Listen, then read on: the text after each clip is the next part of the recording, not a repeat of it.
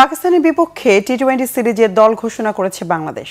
শ্রীলঙ্কায় টি-20 সিরিজ জয় করায় পাকিস্তানের বিপক্ষে দলে কোনো পরিবর্তন আনেনি বিসিবি। খুব ব্যস্ত সময় যাচ্ছে বাংলাদেশ ক্রিকেটে। শ্রীলঙ্কা সফর শেষ না হতেই এবার পাকিস্তানের বিপক্ষে মাঠে নামতে হচ্ছে টাইগারদের। 20 জুলাই শুরু হবে 3 ম্যাচ টি-20 সিরিজ।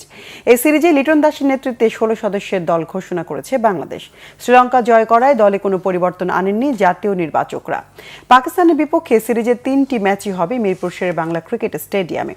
20 জুলাই প্রথম টি-20-র পর 22 ও 24 জুলাই হবে বাকি 2 ম্যাচ। শ্রীলঙ্কায় প্রথমবার টি-20 সিরিজ জয়ের সাফল্যে পাকিস্তানের বিপক্ষে ধারাবাহিকতা ধরে রাখার চ্যালেঞ্জ টাইগারদের। লঙ্কা সফরে দ্বিতীয় টেস্ট এবং ওয়ানডে সিরিজে ব্যাটিংয়ে হতাশ করলেও শেষ 2 টি-20-তে ব্যাটসম্যানরা জ্বলে ওঠার পাশাপাশি বোলাররাও প্রত্যাশা পূরণ করেছে। তাতে শ্রীলঙ্কার মাটিতে যে কোনো ফরম্যাটে প্রথম সিরিজ জয়ের কৃতিত্ব দেখিয়েছে লিটন দাসের দল।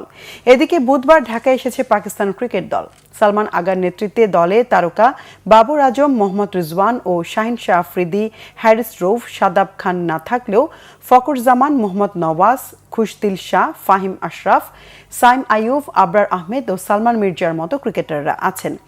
গত মে-জুনে বাংলাদেশের বিপক্ষে হোম সিরিজে 3-0-তে জিতেছিল পাকিস্তান।